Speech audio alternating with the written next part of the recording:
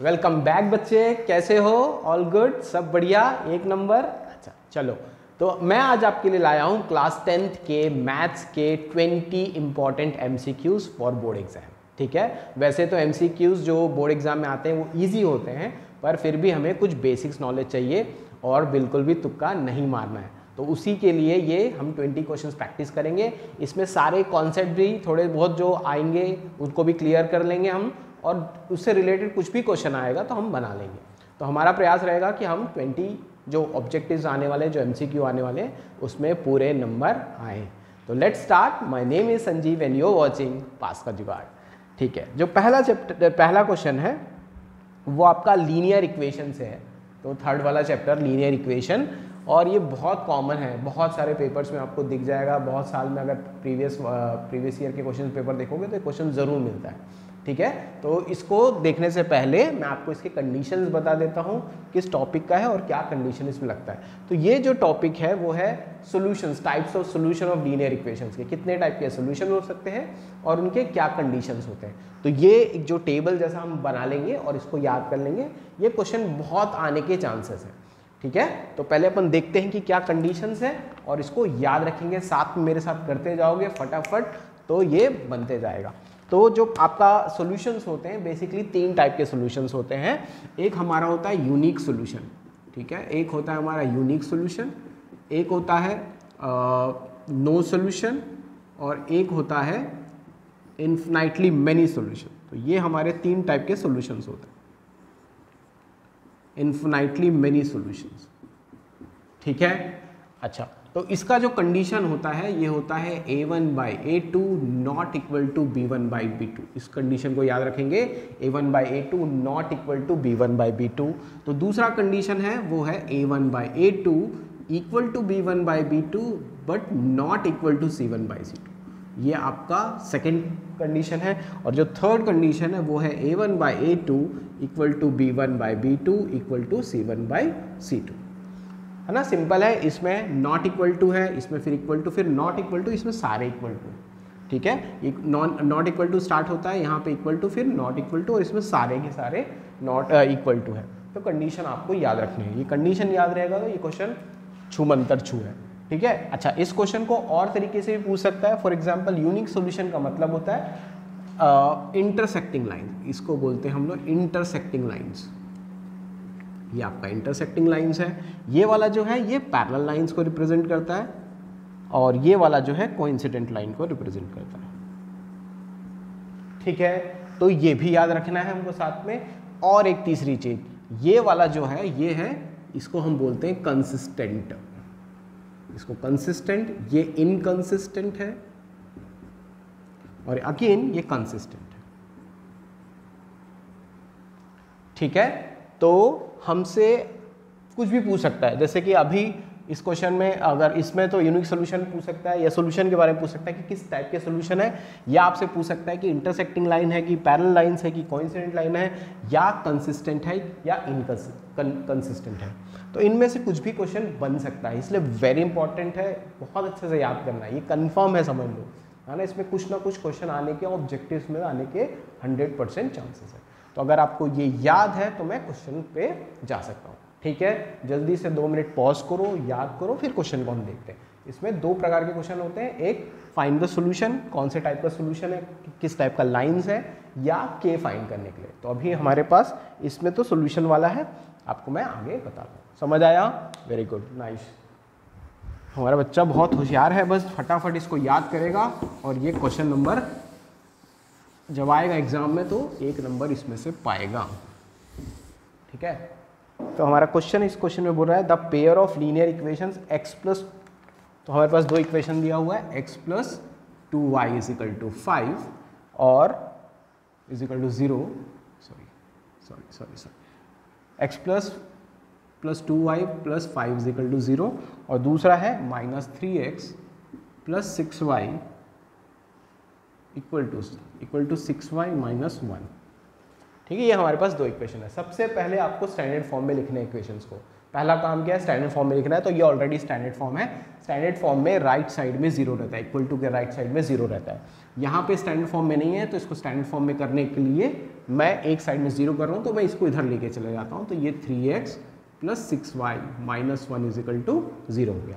आया समझ में? पहले हमने क्या किया, उसको स्टैंडर्ड फॉर्म में लाया। तो ये जो x के सामने जो नंबर रहता है वो a1 a2 those are the coefficient, जो हम a1 a2 अपने फॉर्मूले में लिखे। तो इस हिसाब से इसका a1 कितना हो गया 1, b1 कितना हो गया आपका 2 और c1 कितना हो गया, है ना। ये जो कोफिशिएंट्स होते हैं वही a1 b1 और ये कांस्टेंट c1। यहाँ पे a2 कितना हो जाएगा आपका 3, b2 कितना हो जाएगा 6 और c2 कितना हो जाएगा -1। ठीक है, फिर क्या करोगे, a1/a2 निकाल लेते हैं। a1/a2 दैट इज़ 1/3, b1/b2 कितना हो जाएगा आपका, ये हो जाएगा 2/6 दैट इज़ अगेन 1/3, और c1/c2 क्या आएगा, c1/c2 आ रहा है 5/-1 आ रहा है समझ में। तो हमने दैट इज़ -5 भी लिख सकते हैं उसको, -5/1। तो हमने सारे कोफिशिएंट निकाल लिए, सारे रेशियो ऑफ द कोफिशिएंट्स निकाल लिए। तो a1/a2 और b1/b2 और c1 c2 की वैल्यू होगी। बस क्या करना है, कंपेयर करना है जो फॉर्मूले हमको याद है। ठीक है, अगर हम ध्यान से देखें तो a1/a2 और b1/b2 सेम है, बट c1/c2 अलग है। तो हमारा कंडीशन क्या बैठ रहा है, a1/a2 = b1/b2 is not equal to c1/c2। किसका है ये, हाँ जाके देख लो, ये पैरेलल लाइंस का है या नो सॉल्यूशन का है। पैरेलल लाइंस या नो सॉल्यूशन, कुछ भी पूछ सकता है। तो इस केस में हमसे पूछा गया कि कौन सा टाइप का सोल्यूशन है, तो नो सोल्यूशन है, D option, and we got 1 marks, है ना। आसान है, तो ध्यान से इसको बनाओ। और इसमें के टाइप का क्वेश्चन भी आता है, इसमें एक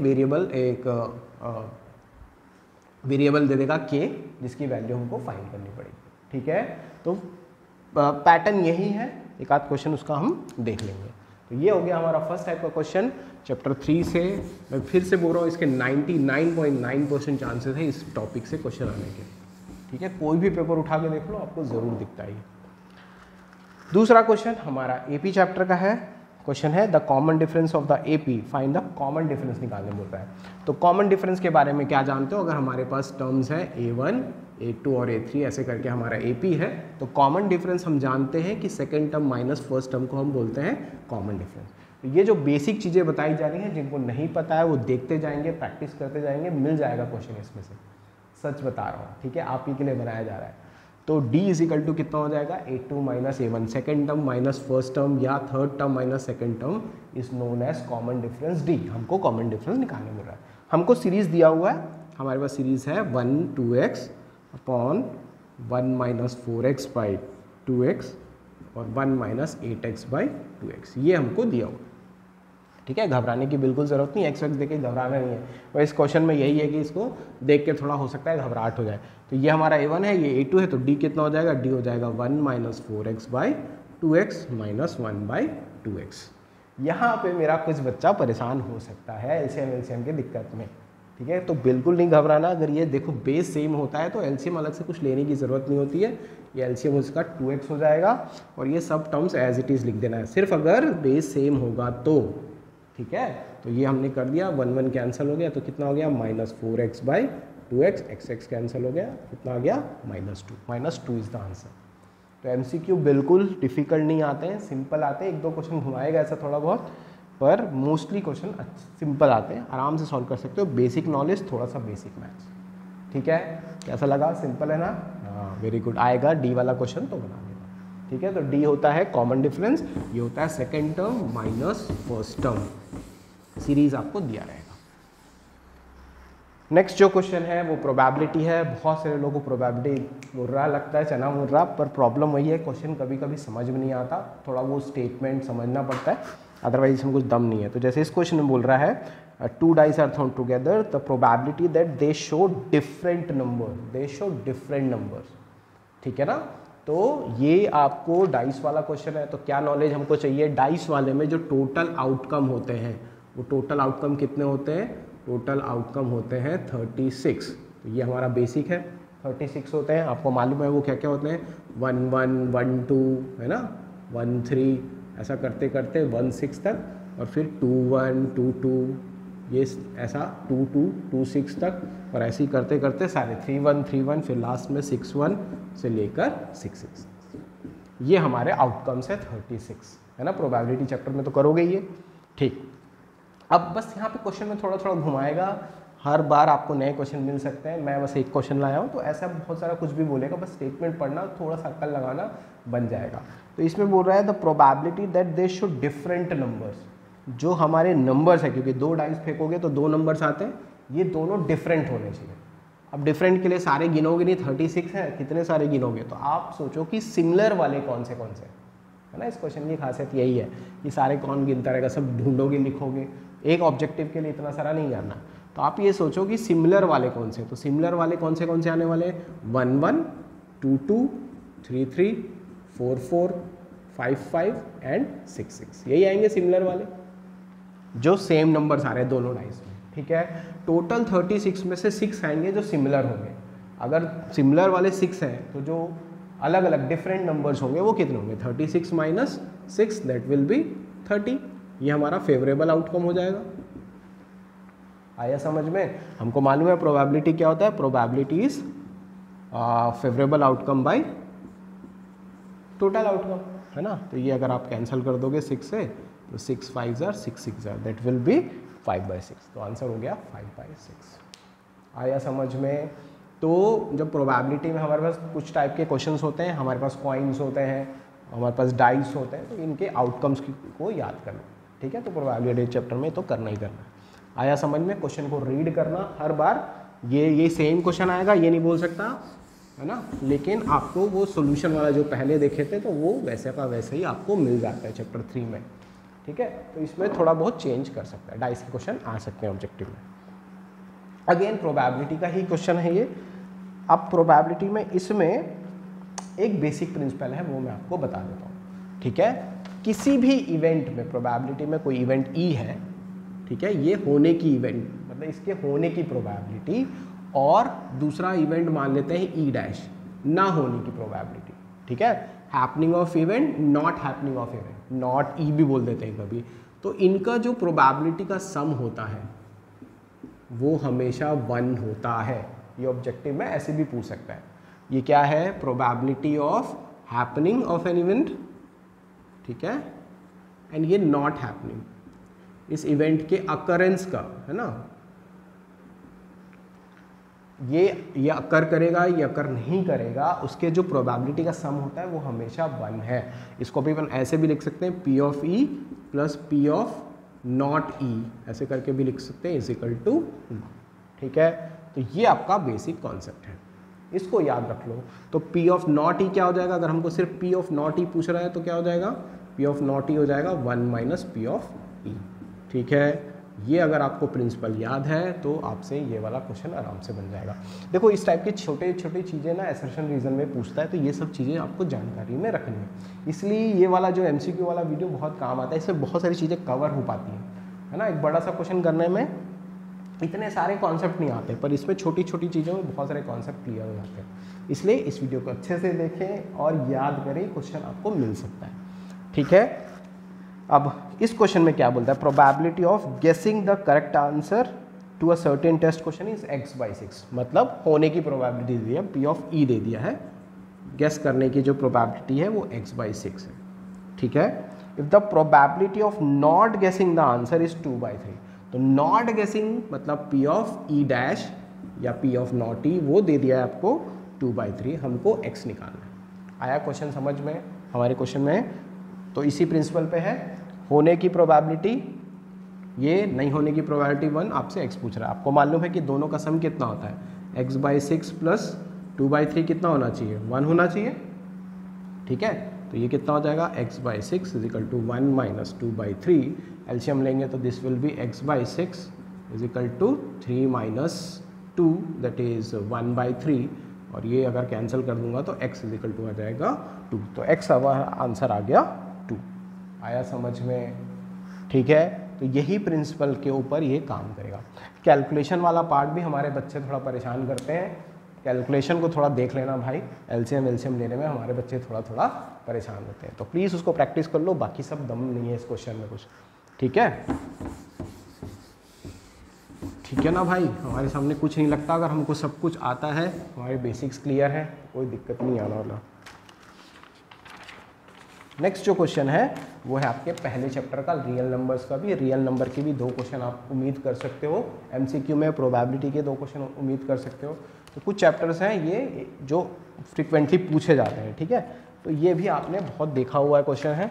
तो यहाँ पे क्वेश्चन दिया हुआ है a इज इक्वल टू कितना है 2 स्क्वायर इंटू 3 पावर x, ठीक है। और b की वैल्यू कितनी है, b की वैल्यू है 2 स्क्वायर इंटू 3 और इंटू 5। c की वैल्यू है 2 स्क्वायर इंटू 3 इंटू 7। हमको एलसीएम दे दिया है शायद, हाँ एलसीएम दे दिया है 3780, तीनों का एलसीएम दे दिया है, फाइंड करने बोल रहा है x। तो ये हमारा क्वेश्चन, ठीक है। तो ये वाला क्वेश्चन एलसीएम के ऊपर है, सबको मेरे ख्याल से पता कि एलसीएम कैसे निकालते हैं, ठीक है ना। अब एलसीएम निकालने के लिए एक जो सिंपल सा फॉर्मूला होता है, अगर आपको नहीं पता एलसीएम निकालना तो मैं बता देता हूँ।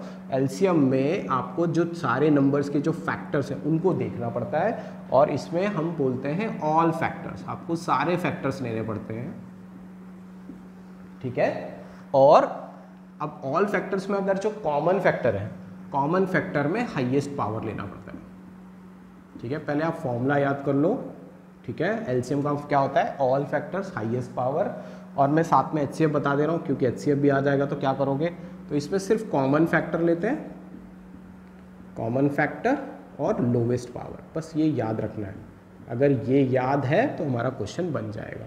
तो मैं वही बोल रहा हूँ कि हर क्वेश्चन के पीछे कॉन्सेप्ट है, कॉन्सेप्ट को याद रखो, एमसीक्यू नहीं तो किसी और में भी काम आ जाएगा, ठीक है ना। कॉन्सेप्ट क्लियर होना चाहिए। तो इसमें बोल रहा है कि एलसीएम में ऑल फैक्टर्स, तो अगर मेरे को एलसीएम लेना है तो सारे फैक्टर्स लेने हैं। तो क्या क्या फैक्टर है, हमारा फैक्टर है 2, एक फैक्टर है 3, एक फैक्टर है 5 और एक फैक्टर है 7। ये हमारे फैक्टर्स हैं, ठीक। अब ऑल फैक्टर्स ले लिए, सारे फैक्टर ले लिए, किसी भी सारे नंबर्स के सारे फैक्टर्स ले लिए। अब जो कॉमन फैक्टर है उसका हाईएस्ट पावर लेना है। कॉमन फैक्टर कौन सा है इसमें, 2 का हाईएस्ट पावर तो 2 ही दिख रहा है, ठीक है। 3 यहाँ 1 1 है और यहाँ पे x है, तो ये x ज़्यादा होगा, ठीक है। तो हमने x ले लिया, 5 एक ही है, 7 भी एक ही है। तो ये हो गया आपका एलसीएम। इज इट ओके, समझ आया आपको। अब ये जो एलसीएम है वो दिया हुआ है, कितना दिया हुआ है एलसीएम आपको दिया हुआ है 3780, हमको ये वैल्यू दिया हुआ है, ठीक है। आ रहा है समझ में। बस अब क्या करना है, इसको सॉल्व करना है। तो ये हो गया 4 और ये हो गया 20, है ना। तो ये हो जाएगा 20 into 3 power x into 7 is equal to 3780। तो ये कैंसिल हो जाएगा, ठीक है। ये कितना हो जाएगा आपका, ये हो जाएगा 2 1 जार 2, 2 8 जार 16 और ये हो जाएगा 90, है ना। और ये अगर हम कैंसिल आउट करेंगे तो कितना आ जाएगा, ये 7 1 जार 7 2 जार 14 और 7 27। तो 3 power x is equal to 27। तो 3 power x is equal to 27 का मतलब हो जाएगा ये 3 का क्यूब हो जाएगा। तो x की वैल्यू कितनी आ जाएगी, 3, ठीक है। आया समझ में। तो MCQ है तो आपको ये पूरा करना पड़ेगा, है ना, कि अदरवाइज हम स्टेप मार्किंग ले लेते हैं अगर ये 2 नंबर में आता है क्वेश्चन। तो आंसर्स में यहाँ पे देखो, मेरे को मालूम है कहाँ मेरा बच्चा फंसने वाला है ना। कभी कभी इसको ये फॉर्मूला याद नहीं रहता है, कभी कभी ये कैलकुलेशन में दिक्कत करता है ना। तो ये सब चीज़ें जब पूरी सही होंगी तब जाके मिलेगा, तो इसलिए थोड़ा सा प्रैक्टिस मांगता है।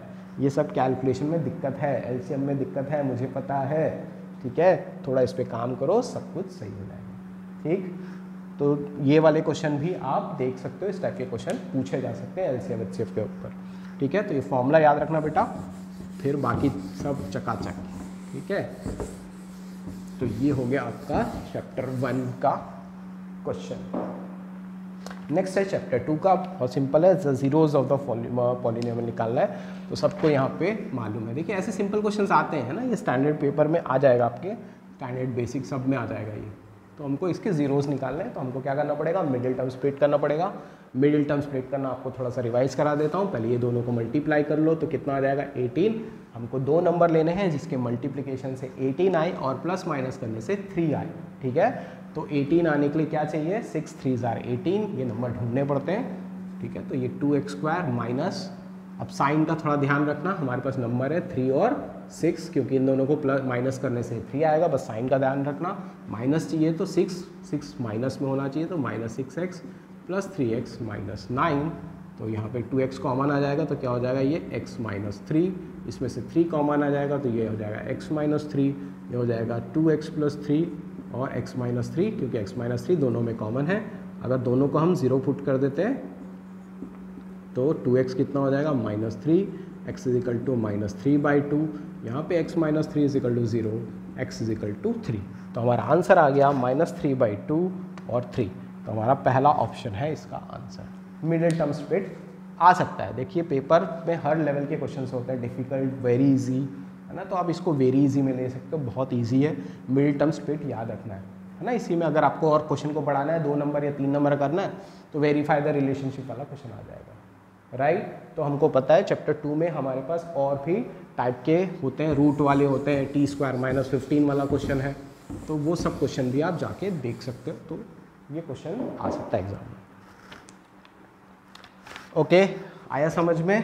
तो मूविंग ऑन, ये आ गया हमारा application of trigonometry, height and distance का क्वेश्चन है। सिंपल सा क्वेश्चन है, एमसीक्यू है तो ज़्यादा बहुत बड़ा क्वेश्चन नहीं देगा, छोटा क्वेश्चन देगा, रीडिंग करनी है और इसकी ड्राइंग बनानी है। तो आपको पता है कि हाइट एंड डिस्टेंस में हमको ड्राइंग्स क्वेश्चन समझ के बस एंगल ऑफ एलिवेशन और वो सब थोड़ा सा पढ़ के ड्राइंग बना लेना है। तो इसमें बोल रहा है from a point on the ground, ठीक है। तो from a point on the ground, तो एक पॉइंट बना लिया हमने ग्राउंड में, which is 30 metre away from the foot of a vertical tower.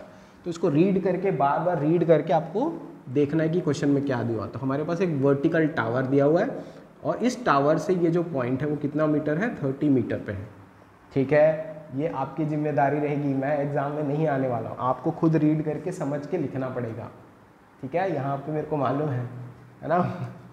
Problem वही है, मुझे पता है कि हमारा बच्चा कहाँ कहाँ फंसता है, तो मैं बार बार वही याद दिला रहा हूँ कि भाई यहाँ पे अपन थोड़े से फंसते हैं। तो ड्राइंग को अच्छे से पढ़ो, क्वेश्चन को ध्यान से पढ़ो, ड्राइंग बनाओ, बढ़िया बनेगा। द एंगल ऑफ एलिवेशन, हमको मालूम है एंगल ऑफ एलिवेशन का मतलब क्या होता है। एंगल ऑफ एलिवेशन, हम हमेशा ज़मीन पे बैठे हैं या लोअर पोजीशन पे बैठ के दूसरे अपर वाली हाइट वाली चीज़ को देख रहे हैं। तो एंगल ऑफ एलिवेशन का मतलब हो जाएगा, ये हो जाएगा एंगल ऑफ एलिवेशन, ये वाला एंगल, ठीक है। किसका angle of elevation, top of the tower. तो टॉप ऑफ टावर को देख रहे हो जब इस पॉइंट से, तो एंगल ऑफ एलिवेशन कितना आ रहा है, 60 डिग्री बना रहा है। आपको हाइट निकालना है, ठीक है। ड्राइंग बन गया तो आधा काम हुआ, आधा ही हुआ है, पूरा नहीं हुआ है। अब क्या लगाओगे, यहाँ पे ट्रिग्नोमेट्री लगाओगे। ट्रिग्नोमेट्री आना चाहिए हम लोग को, और हमको मालूम है इसमें अगर हम tan लगाते हैं तो tan 60 हो जाएगा आपका h/30, ठीक है। पहला प्रॉब्लम ये, दूसरा प्रॉब्लम ये, tan का फॉर्मूला परपेंडिकुलर बाय बेस, तीसरा फॉर्मूला यहाँ तक ये स्टेज 2 पार किए, tan 60 भूल गए, तो दुख हमारे जीवन में ख़त्म नहीं हो रहा। तो आप ये दुख को ठीक करो। tan 60 होता है आपका √3, तो √3 इज इक्वल टू h/30, तो h इज इक्वल टू हो जाएगा 30√3, ठीक है। किसी से नहीं पूछ पाओगे बोर्ड एग्जाम में, खुद से ही करना है, सबके सेट अलग अलग है, कहाँ समय वेस्ट करोगे, कर लो, मेहनत कर लो, हो जाएगा, ठीक है। अभी मेरे पास काफ़ी दिन है, आराम से बन जाएगा, ठीक। तो ये है आपका question, simple height and distance के ऊपर, ठीक है। तो जो चीज़ें आपको, जहाँ आपकी कमज़ोरी है, जैसे आपको टेबल याद नहीं, तो टेबल याद कर लो। अगर tan का फॉर्मूला याद नहीं हो, तुरंत अभी रोको वीडियो, तुरंत याद करो भाई, समय नहीं है, अभी करते जा रहे हैं अगर देख रहे हो तो। अगेन ट्रिग्नोमेट्री का क्वेश्चन, टेबल वाला क्वेश्चन। अब टेबल वाला क्वेश्चन आया तो आपको या थोड़ा सा टेबल कैसे बनाते हैं अपन थोड़ा सा देख लेते हैं। वैसे तो आपको बहुत सारे तरीके आपने देखे होंगे, वीडियो उसमें भी देखे होंगे, बहुत लोगों ने बताए होंगे, हम भी एक तरीका देख लेते हैं। और ये टेबल याद करो, टेबल के ऊपर क्वेश्चन ज़रूर आएगा भाई, ज़रूर आएगा, ठीक है ना। तो टेबल करो ही करो। तो टेबल बना लेते हैं फटाफट, 2 मिनट लगता है। तो हमारे पास है 0, 30, 45, 60, 90। पहले हमने ये बना लिया। अब हमारा पहला है साइन, दूसरा है कॉस, तीसरा है टाइम, ठीक।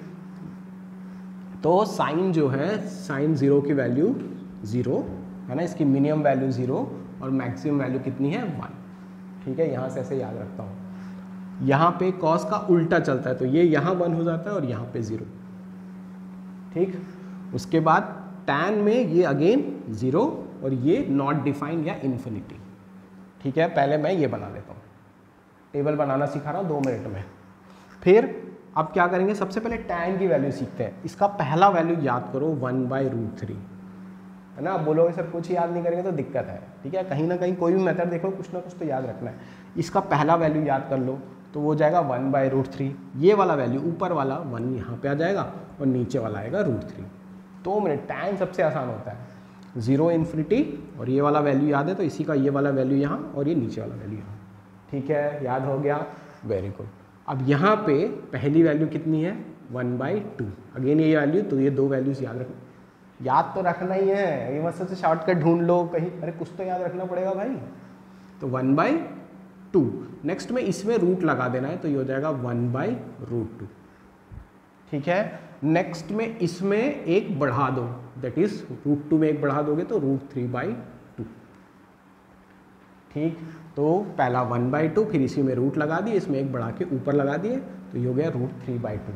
यहाँ पे कॉस में सीधा उल्टा लिखना है क्योंकि ये देखो 1 और 0 उल्टा रिवर्स ऑर्डर में लिखना है, तो ये √3/2 फिर 1/√2 और फिर 1/2 हो गया। यार आया समझ में? 2-3 बार लिखो, इसको करना पड़ेगा, ये वाला क्वेश्चन छोड़ नहीं सकते, आपको 2 नंबर में भी ट्रिग्नोमेट्री में 2 या 3 नंबर में भी मिलेगा। ठीक है, तो अगर ये टेबल याद है तो we can attempt this question, और 3 नंबर में भी क्वेश्चन मिलेगा। अभी रोकना वीडियो और थोड़ा सा एक बार बनाना। ठीक है, हमने कोचिंग में बहुत बार ये देख लिया है, बहुत बार याद करा है, बहुत बार भूल गया। बढ़िया, तो हमारा क्वेश्चन है कॉस थीटा दिया हुआ है आपको 3/2, कॉस थीटा दे दिया है √3/2 और आपको दे दिया है साइन फाई 1/2। ठीक, हमसे पूछ रहा है tan थीटा प्लस फाई। ठीक है, अब अभी हमने देखे थे cos थीटा की वैल्यू √3/2 कब होती है, तो अपने पास टेबल देख लो, टेबल एग्जाम में बना लेना छोटा सा और इसी से देखते देखते कर लेना सॉल्व। तो √3/2 30 में होता है, तो थीटा की वैल्यू कितनी हो जाएगी 30 डिग्री। आ रहा है समझ में, है ना? टेबल याद है तो सब बन गया। tan cos 30 √3/2 होता है। साइन कब 1/2 होता है, अगेन 30 डिग्री में, तो ये भी कितना हो जाएगा आपका 30। आया समझ में? तो टेबल से आपने वैल्यू ले ली, tan कितना हो गया 30 प्लस 30 कितना हो गया 60, tan 60 अगेन टेबल से, देखो टेबल याद होगा तभी बनेगा। ये कितना हो जाएगा √3 इज द आंसर। ठीक है, देखो बनने लगेगा ना तो लगता है यार कितना आसान था, है ना? वैल्यूज याद आ रही एकदम, है ना? पर वही है, याद ही नहीं रहता है, कभी देखा नहीं है तो ऐसा लगता है भूत है ये। बहुत लोगों को ट्रिग्नोमेट्री भूत लगता है, नहीं है भैया इतना बड़ा भूत भी। ठीक है, तो आराम से बन जाएगा, टेबल याद रखो, बन जाएगा ये। नेक्स्ट, तो ट्रिग्नोमेट्री के बाद है सर्कल को क्वेश्चन। ये थोड़ा कॉन्सेप्चुअल क्वेश्चन है, अच्छा लग रहा है क्वेश्चन देखने में, तो इस टाइप की छोटी छोटी चीज़ें ऑब्जेक्टिव में पूछे जा सकते हैं। जैसे पूछ रहा है the maximum number of common tangents that can be drawn to 2 circle intersecting at 2 distinct points. ठीक है, तो अपन क्या करते हैं, 2-3 और 4 कंडीशंस इसमें से देख लेते हैं जब आ ही रहे तो बोल रहा है कि हमारे पास 2 सर्कल है, they are intersecting at 2 points. तो देखो 2 सर्कल्स हैं, ये इंटरसेक्ट कर रहे हैं 2 पॉइंट्स, तो ऐसे ही बनेंगे। और क्या हो सकता है, सर्कल हो सकता है इंटरसेक्ट नहीं कर रहे हो, एक कंडीशन ये भी हो सकता है सर्कल। ठीक है, और क्या कंडीशन हो सकता है, और हो सकता है कि they are intersecting at only 1 point और ये they are touching at 1 point, ऐसा भी हो सकता है। और हो सकता है कि एक सर्कल अंदर है उस दूसरे सर्कल के, ऐसा। ठीक है, ऐसा भी हो सकता है। या एक कंडीशन और क्या हो सकता है, ये अंदर है टोटली ऐसा। ये हमारे 4-5 कंडीशंस हो सकते हैं। ठीक है, इसमें ये वाले का पूछा है, आपसे पूछ रहा है कि common maximum number of common tangent कितने हो सकते हैं। टेंजेंट समझते हो, तो टेंजेंट एक लाइन होता है जो टच करते हुए जाता है सर्कल को, तो कॉमन दोनों के लिए कॉमन होना चाहिए। तो देखो इस केस में कितने, एक टेंजेंट ये बना सकता हूँ मैं और दूसरा टेंजेंट ये बना सकता हूँ, इसके अलावा कुछ नहीं बना सकता हूँ टेंजेंट। तो इस केस में कितने टेंजेंट हुए 2। आया समझ में, राइट? तो अगर 2 पॉइंट पे इंटरसेक्ट कर रहे हैं तो क्वेश्चन क्या आएगा, इंटरसेक्टिंग को लिख लेना। ठीक है, तो अगर ये दोनों इंटरसेक्ट कर रहे हैं तो दो कॉमन टेंजेंट बना सकते हो। अगर वो इंटरसेक्ट नहीं कर रहे हैं, है ना, तो तब कितने बना सकते हो, 1, ये 2, ये 3 और ये 4। हाँ, इस केस में बनेंगे 4 टेंजेंट बना सकते हो, राइट? ओके, इसमें क्या हो सकता है, इसमें हमारे पास सिर्फ एक टेंजेंट बनेगा, दैट इज 1, सॉरी एक ये बन गया, एक ये और ये, टोटल यहाँ पे केस में 3 टेंजेंट बन सकता है अगर वो एक पॉइंट पे टच कर रहे हैं। यहाँ पे भी टच कर रहे हैं और वो इनसाइड है, यहाँ पे हमारे पास कितना टेंजेंट बनेगा, सिर्फ एक टेंजेंट बनेगा, ठीक है। और इस वाले में 0 टेंजेंट, ठीक है, एक भी टेंजेंट नहीं बनेगा। आ रहा है समझ में? ये कॉन्सेप्ट थोड़ा ध्यान रखना, हो सकता है ये हमने डिस्कस नहीं होगा अपनी कोचिंग क्लासेस में, तो ये अब थोड़ा देखना, ठीक। तो अभी इस क्वेश्चन में ये पूछा गया, तो मैक्सिमम नंबर ऑफ टेंजेंट्स कितने हैं, 2। क्वेश्चन को रीड करना क्या बोल रहा है ना, इसको बोलेगा intersecting at 2 points, 2 separate circles, यहाँ पे they are touching at 1 point and यहाँ पे टचिंग एट 1 पॉइंट और intersecting at 1 point and the smaller circle is inside the larger circle, ठीक है। 1 circle is inside the other circle और यहाँ पे inside the circle they are not touching at all. तो इस टाइप से question बन सकता है। आया समझ में? बढ़िया है बेटा, थोड़ा ध्यान दो, ठीक है। ये अच्छा लग रहा है, थोड़ा नया लगा तो ये थोड़ा देख लो, है ना। ये आपका कॉन्सेप्ट थोड़ा नया सा लगा, पर देख लेते हैं इसको। ओके, अगेन सर्कल का क्वेश्चन है और ये किस प्रिंसिपल में, पहले मैं प्रिंसिपल बता देता हूँ ताकि आपको फिर क्वेश्चन समझने में आसानी हो जाएगा। तो प्रिंसिपल ये है कि किसी भी सर्कल में जो टेंजेंट होता है एट एनी पॉइंट और सेंटर से जो लाइन आ रही है, रेडियस आ रहा है, ठीक है, इस पॉइंट पे, पॉइंट ऑफ कांटेक्ट पे ये जो रेडियस है वो कितना एंगल बनाता है, 90 डिग्री बनाता है। ये इसका कॉन्सेप्ट है। अगर ये टेंजेंट है और ये आपका रेडियस है जो ज्वाइन कर रहा है, ये कितना एंगल बनाएगा, 90 डिग्री। ये कॉन्सेप्ट पे क्वेश्चन है, ठीक। आ रहा है समझ में? तो अगर ये याद रखना है हमेशा, और ये आपका पहला थ्योरम भी है ना, प्रूफ करने के लिए भी पूछता कम है, लेकिन आपको स्टेटमेंट याद रखना चाहिए, ठीक है। सो अब इसी पे ये क्वेश्चन है। क्वेश्चन क्या है हमारे पास, ये सर्कल है और ये डायामीटर है।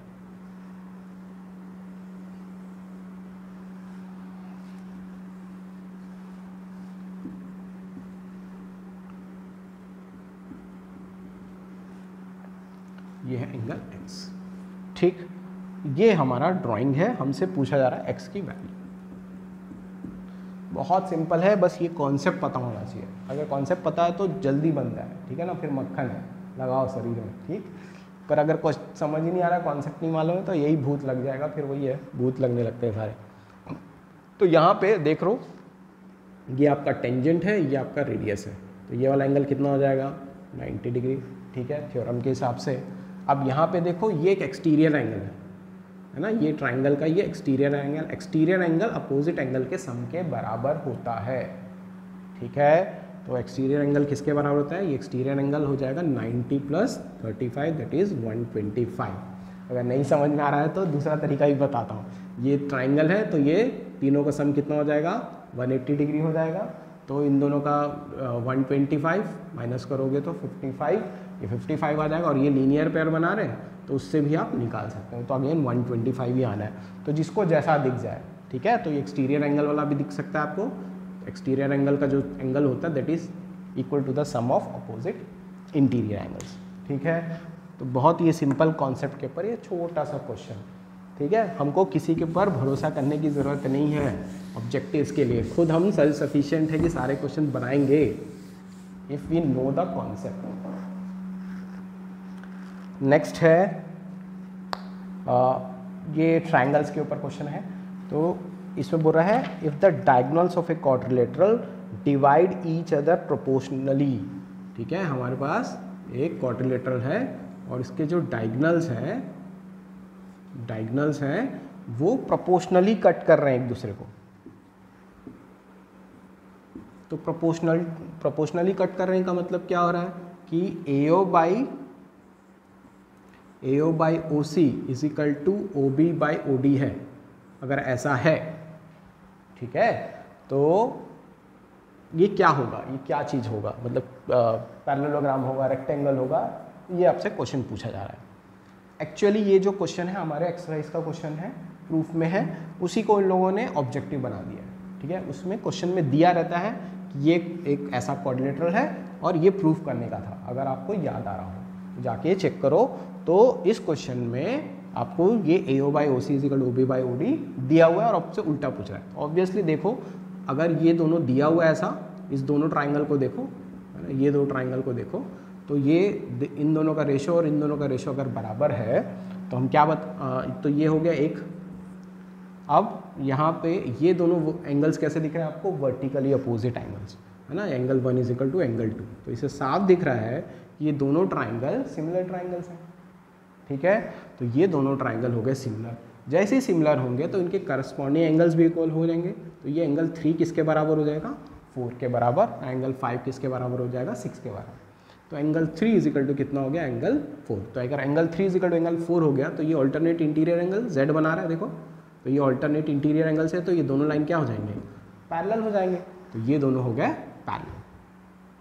तो जैसे ये दो पैरेलल हुए, एक ही साइड पैरेलल है, तो ये क्या बन जाएगा? ये ट्रेपीजियम होगा, क्योंकि ट्रेपीजियम में ही एक साइड पैरेलल होता है। इस दूसरे साइड के बारे में हमें कुछ नहीं बताया गया। आ रहा है समझ में? तो ये एक ट्रेपीजियम है। Is it okay? आया समझ में?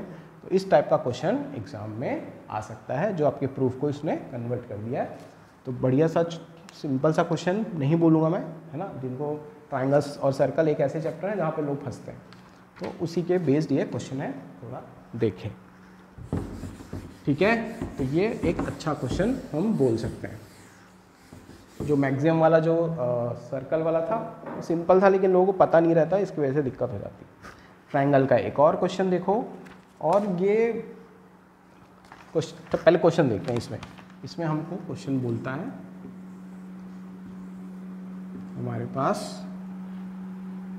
एक ट्राइंगल है ABC जिसमें D पैरेलल टू BC दिया हुआ है। ये दोनों पैरेलल दिया हुआ है। हमको दिया AD 2 सेंटीमीटर दे दिया है, हमको BD दे दिया है आपका 3 सेंटीमीटर, और आपको BC दे दिया है 7.5 सेंटीमीटर, और हमसे D पूछ रहा है।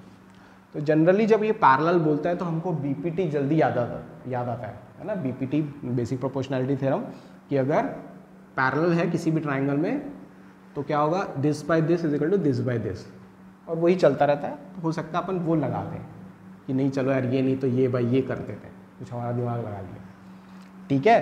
पर ये वो वाला क्वेश्चन नहीं है। पैरेलल वाले में बेसिक प्रोपोर्शनलिटी साइड थ्योरम में आपके दो साइड्स होते हैं, है ना, उसमें बेस नहीं देते हम लोग। तो दो साइड जहाँ पे ये लाइन इंटरसेक्ट करता है उनके रेशो बराबर होते हैं, तो ये ध्यान रखना है। तो ये उसका नहीं है, उसको ऐसे नहीं बनाना है। ये क्वेश्चन है आपका सिमिलैरिटी के ऊपर ही है, क्योंकि ये दोनों पैरेलल दे दिया है, तो ये वाला angle 1 is equal to angle 2 हो जाएगा, ठीक है। करस्पॉन्डिंग एंगल्स दोनों करस्पॉन्डिंग हो गया, और ये क्या हो गया? कॉमन हो गया दोनों ट्राइंगल में। देखो इस ट्राइंगल में भी है और इस ट्राइंगल में भी है। Is it okay? आया दिखा? Okay.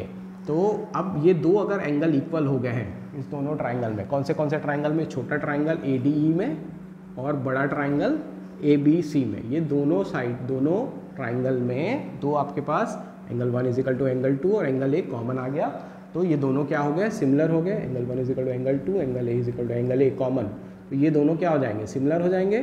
Triangle ADE is similar to triangle ABC। Is it okay? A rule से हो गया सिमिलर। अब जैसे सिमिलर होता है आपको पता है कि this by this, that is AD by AB will be equal to what? D by BC। Corresponding sides जो होते हैं उनके रेशो जो होता है वो बराबर होता है। The ratio of corresponding sides of similar triangles are equal. आया बुझे? ठीक है। तो AD आपका कितना हो गया? AD हो गया 2, AB कितना हो गया? AB आपका टोटल हो गया, कितना हो जाएगा? 5, है ना। 2 + 3 AB 5। D हमको फाइंड करना है, BC आपको दिया हुआ है 7.5। क्रॉस मल्टीप्लाई करोगे तो D will be equal to 7.5 into 2/5, जो हो जाएगा 1.5 इंटू 2, दैट विल बी 3। तो आंसर हो जाएगा 3 सेंटीमीटर। तो ऑप्शन है 3 सेंटीमीटर। आया समझ में? तो इसमें हमको सिमिलैरिटी वाला कंडीशन लगाना, ठीक है। तो ये थोड़ा सा देख सकते हो।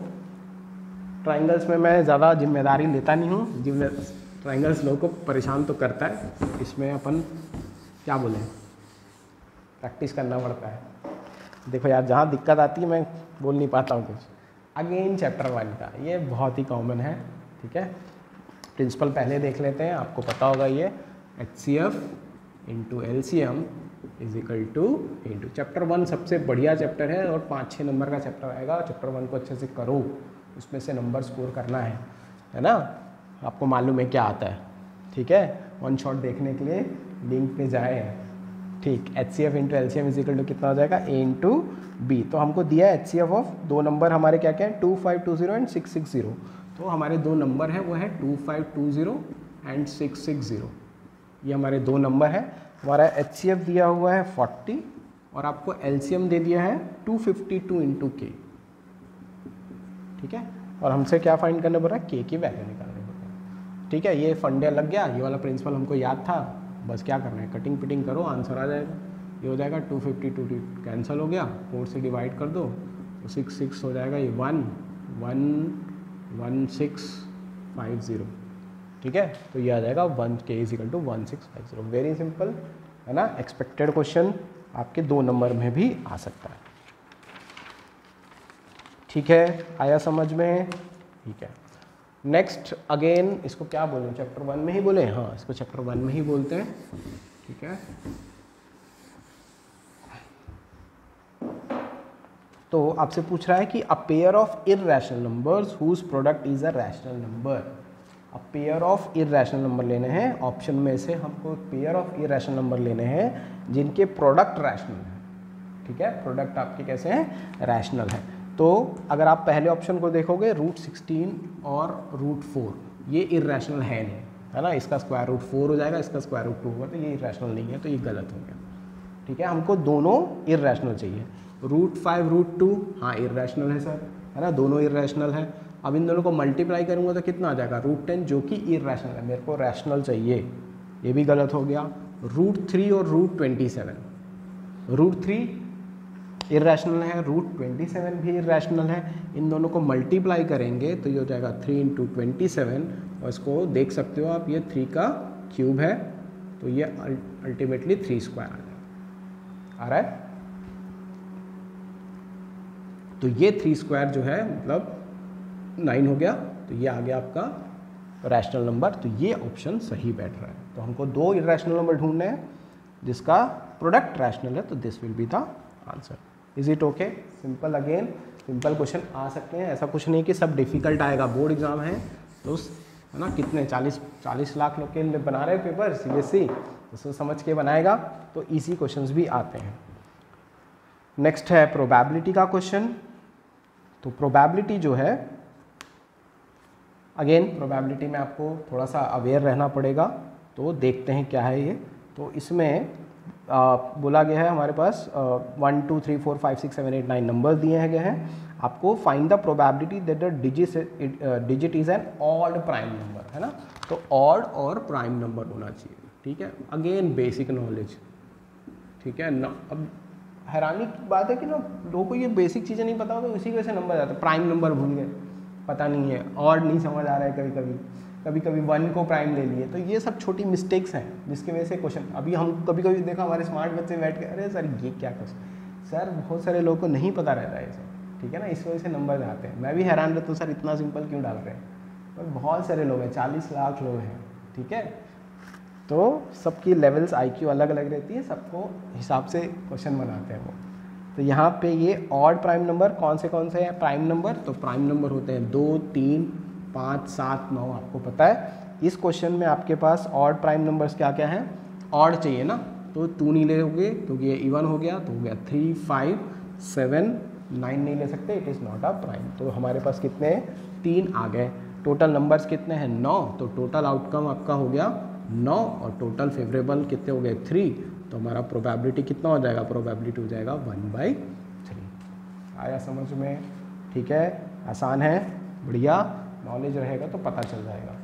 देखो ये आपके बोर्ड के पेपर के ही क्वेश्चंस हैं, मैंने अपने मन से कोई क्वेश्चन नहीं लाया हुआ है ना। एक सेट है, उसी को मैं डिस्कस कर रहा हूँ, ठीक है, ताकि आपको समझ आ जाए कि इस बेसिक लेवल के ही क्वेश्चंस रहते हैं, इसी टाइप के रहते हैं, बहुत ज़्यादा हार्ड नहीं, ज़्यादा इजी नहीं, बेसिक नॉलेज होगा तो बन जाएगा। ये क्वेश्चन बढ़िया है, स्टैटिस्टिक्स का बढ़िया क्वेश्चन है ना। स्टैटिस्टिक्स क्योंकि देखो स्टैटिस्टिक्स में जनरली कुछ रहता नहीं है ज़्यादा, पर स्टैटिस्टिक्स में अच्छे क्वेश्चन बन जाते हैं। ये क्वेश्चन है बढ़िया, ठीक है। तो इससे पहले मेरे को एक वो अच्छा ट्राइंगल के थोड़े क्वेश्चन ठीक ठाक, ये क्वेश्चन मुझे अच्छा लगता है क्योंकि बच्चा ये क्वेश्चन नहीं करता जनरली, है ना, ये 9th में ज़्यादा पढ़ते हैं, 10th में हम नहीं पढ़ते। तो बोल रहा है the mean of 5 observation is 15। तो मीन का है, और ये मीन कौन सा मीन, नॉर्मल फॉर्मूला जो रहता है मीन का, हम लोग तो स्टैटिस्टिक्स में सिग्मा एफएक्स बाय वो वाला फॉर्मूला पढ़ते हैं, हम जो अनग्रुप्ड डेटा रहता है उसमें जो मीन निकालते हैं। हमारे पास अगर डेटा है, तो अगर हमारे पास डेटा है 5 ठो डेटा है, A1 A2 A3 A4 और A5, तो इसका जो मीन कैसे निकालेंगे हम लोग, इसका मीन होगा, सबको सम कर दो, A1 + A2 + A3 + A4 + A5 divided by 5, ये इसका मीन होगा, अनग्रुप्ड डेटा का मीन निकालने का तरीका। ठीक, तो इसका जो मीन है वो दिया हुआ है, कितना है, इसका मीन दे दिया है आपको 15। 5 ऑब्जर्वेशन का जो मीन है वो है 15। Is it okay? अब तो हम सबसे पहले क्या कर रहे हैं, A1/A2 + A3 + A4 + A5 कितना हो जाएगा, क्रॉस मल्टीप्लाई जाएगा तो 75। ये क्वेश्चन नंबर 1 हो गया। ठीक है ना, MCQ लिए बढ़िया क्वेश्चन है।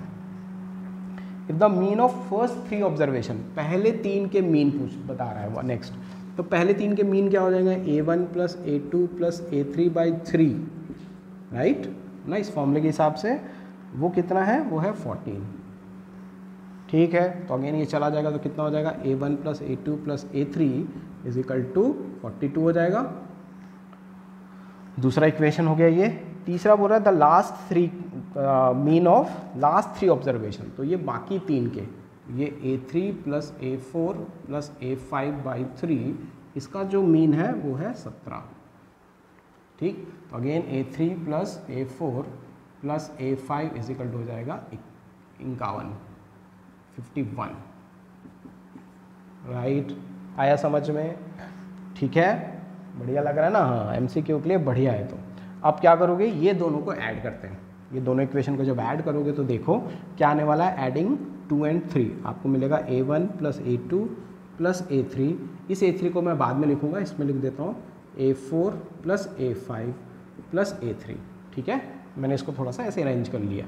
= कितना हो जाएगा, 42 + 51। ठीक है, कितना आ जाएगा ये, 93। अगर आप ध्यान से देखो, यहाँ पे देखो लेफ्ट साइड में देखो क्या क्या है, A1 + A2 + A3 + A4 + A5, ये पूरा का वैल्यू मुझे पता है, देखो हमने निकाला यहाँ पे 75, तो ये हो जाएगा 75 + A3 = 93। तो A3 कितना हो जाएगा, this will B 93 - 75, that will be 18। ठीक है ना, तो ये आया A3 की वैल्यू, हमसे वही पूछा है द थर्ड ऑब्जर्वेशन, है ना। तो इस टाइप के क्वेश्चन अच्छे हैं, है ना, ये एग्ज़ाम में थोड़ा लगता है हाँ अच्छा क्वेश्चन आया। अच्छा क्वेश्चन क्लास 9 में बहुत किया हुआ है, क्योंकि 10th में इस टाइप के ज़्यादा क्वेश्चन करते नहीं हम लोग, हमको वही मीडियन मीन वही सब पे उलझे रहते हैं, तो कभी कभी इस टाइप के क्वेश्चन पूछ लेगा। MCQ इसके लिए थोड़े से तैयार करना है हमको, है ना, इसमें कुछ क्वेश्चन आ सकते हैं। सबसे मिडिल वाले डेटा दे रहे हैं, what is the middle data is known as, है ना, मोस्ट ऑफनली अकरिंग वाला वैल्यू को क्या कहते हैं, इस टाइप के क्वेश्चन आ सकते हैं, थोड़ा इस पर ध्यान दो। ठीक है, तो स्टैटिस्टिक्स को ईजिली अपन लेते हैं, MCQ में उसको थोड़ा डिफ़िकल्ट बना सकता है। ठीक है, हमेशा उसी चैप्टर को डिफ़िकल्ट बनाएगा जिसमें डिफ़िकल्ट इन द सेंस थोड़ा घुमाएगा, जिसको आपको नहीं ठीक से पता। ओके, नेक्स्ट आया है आपका एरिया ऑफ सर्कल का क्वेश्चन। ठीक है, तो एरिया ऑफ सर्कल में पूछा था perimeter of a sector of a circle क्या होता है, पेरीमीटर ऑफ ए सेक्टर, है ना, तो सेक्टर का पेरीमीटर क्या होता है। तो ये आप बहुत अच्छे से याद रखो, अगर मान लो ये सेक्टर है, ठीक है, ये एक सेक्टर है, ये एंगल थीटा है, तो इसका पेरीमीटर क्या होगा। पेरीमीटर बेसिकली बाउंड्री होती है, तो बाउंड्री में क्या आएगा, ये तीनों चीज़ें आएंगी, ये तीनों लेंथ आएंगे। ठीक है, इस फॉर्मूले को आप अलग से याद करके रखो। ठीक है, तो अब इसको देखो, ये अगर मेरा रेडियस है, ये रेडियस है और ये लेंथ ऑफ आर्क है, तो मैं बोल सकता हूँ ये L + 2R हो गया। तो जो टोटल लेंथ हो गया, टोटल बाउंड्री हो गई, वो हो गया L + 2R, यही इसका पेरीमीटर होगा। आया समझ में? तो लेंथ ऑफ आर्क का फॉर्मूला आता है हम लोग को आता है सर, आता है, तो θ/360 × 2πr, ठीक है, + 2r। ये हमारा फॉर्मूला है। इसको ये MCQ में असर्शन रीजन में भी स्टेटमेंट जैसा पूछ सकता है। अच्छा है, ये याद रखना चाहिए, perimeter of A what is that sector का पेरीमीटर। अब अपन को दिया है इसमें एंगल दिया हुआ है शायद, हाँ इसमें दिया हुआ है 90 और रेडियस भी दिया हुआ है आपका 7। This is 90/3 60 into 2 into 22/7 into 7 + 2 into 7। तो ये कितना हो गया 4 हो गया, ये हो गया 2, ये हो गया 11 और ये हो गया 7, हो जाएगा 11 + 14, दिस इज 25। ठीक है, सो आंसर इज 25। बहुत सिंपल, पता रहने से हर चीज़ सिंपल है बेटा, इसलिए तीन जानकारी होनी चाहिए। तो ये याद रखना है आपको, मैंने रेगुलर क्लास में भी बताया है कि area of perimeter of a sector आ सकता है एग्जाम। अगेन सर्कल का क्वेश्चन है, सर्कल का वही बेसिक कॉन्सेप्ट पे ही है थोड़ा।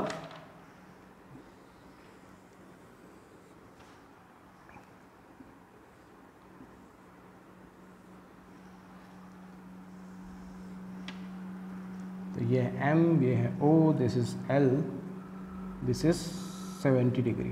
ठीक है, ये हमारा क्वेश्चन है, हमसे पूछा जा रहा है MON निकालो, ये एंगल निकालो। ठीक है, आसान है, बेसिक थोड़ी चीज़ें पता होगा तो बन जाएगा। तो हमको ये पता था, पहले हमने देखा है कि ये जो एंगल होगा, ये टोटल एंगल, ये वाला टोटल एंगल, ये कितना होगा 90 होगा पहले थ्योरम से। टेंजेंट और रेडियस के बीच में एंगल होता है 90, तो ये 70 दिया है, तो ये कितना हो जाएगा 20। ठीक, अच्छा ये देखो, ये क्या है, रेडियस है, रेडियस है, तो ये दोनों रेडियस इक्वल हो जाएंगे। तो जब रेडियस इक्वल होंगे इस ट्राइंगल में, तो अपोजिट एंगल्स भी इक्वल होंगे, आइसोसेलेस हो गया। तो ये अगर 20 है तो ये भी कितना हो जाएगा 20। ठीक, समझ आया।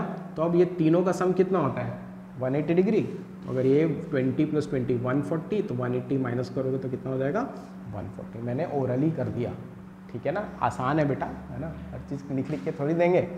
तो एकदम सिंपल कॉन्सेप्ट है। पहला कॉन्सेप्ट क्या है 90 डिग्री वाला, दूसरा रेडियस वाला, और फिर अपन एंगल सम प्रॉपर्टी लगा दी, आंसर आ गया। ठीक है, तो ये बिल्कुल बेसिक है ना, बेसिक है एकदम बेसिक।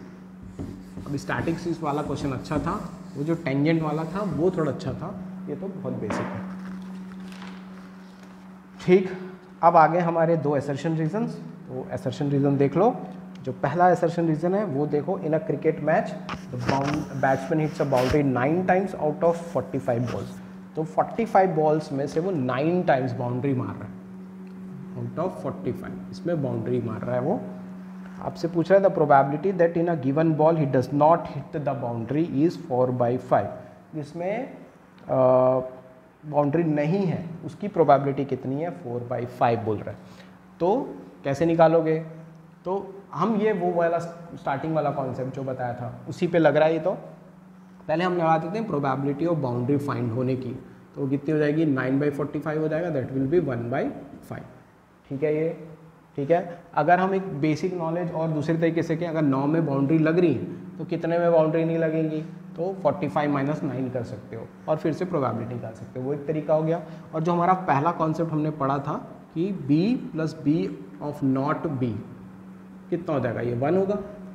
ठीक है, तो b पता है हमको, ये कितना है 1/5, तो ये = 1 हो जाएगा।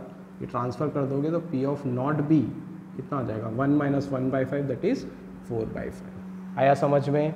तो आंसर है 4/5। तो हाँ, असर्शन सही है, इसकी प्रोबेबिलिटी है 4/5। रीज़न क्या दे रहा है, p of e + p of not e = 1, आपको पहले से ही पता है। ठीक है, तो ये भी स्टेटमेंट सही है और इसका रीज़न भी सही है, सब कुछ सही है। ऑप्शन कौन सा हो जाएगा, ए वाला, है ना। Both assertion and reason are true and reason is the correct explanation of assertion. ठीक है, आया समझ में? तो उसी कॉन्सेप्ट के ऊपर दूसरा क्वेश्चन भी हमको मिल गया। ठीक है, नेक्स्ट जो है वह है कोऑर्डिनेट ज्योमेट्री के लिए। हाँ, अभी तक हमने कोऑर्डिनेट का कोई क्वेश्चन नहीं देखा था, मेरे ख्याल से सारे चैप्टर्स इसमें कवर रहेंगे। सारे क्वेश्चंस के हमने क्वेश्चन देख लिए। 20 क्वेश्चन है, वो कहीं ना किसी को दो देगा, किसी में 3 देगा। तो जैसे प्रोबेबिलिटी के हमने मेरे ख्याल से 3 देख लिए, सर्कल के 2-3 देख लिए। तो ये वेरिएशंस रहेंगे, है ना। किसी में 2-3 क्वेश्चन हो सकते हैं, तो ये वेरिएशंस आते रहेंगे। उसका कोई ऐसा फिक्स वैल्यू नंबर्स नहीं है कि कौन कितने नंबर के आएंगे। तो अब यहाँ पे assertion रीजन में ये बोल रहा है the point which divides a line segment joining this and this. तो ये सेक्शन फॉर्मूले के ऊपर है, सेक्शन फॉर्मूला हमने देखा हुआ है, हमारे पास वन शॉट भी है थर्ड चैप्टर का, जाके उसको चेकआउट करो और ये वाले क्वेश्चंस इसमें जो आ सकते हैं वो देखो। तो -1 इंटरनली इन द रेशियो 1:2, तो इसको इंटरनली 1:2 से ये डिवाइड कर रहा है। आपसे पूछ रहा है कि ये पॉइंट का कोऑर्डिनेट क्या है, तो पॉइंट का जो कोऑर्डिनेट हो जाएगा वो हो जाएगा mx2 फॉर्मूला जो हमारा रहता है, अगर इसको m1 m2 ले लेता हूँ, तो अगर ये m1 m2 है तो हमारा फॉर्मूला होता है m1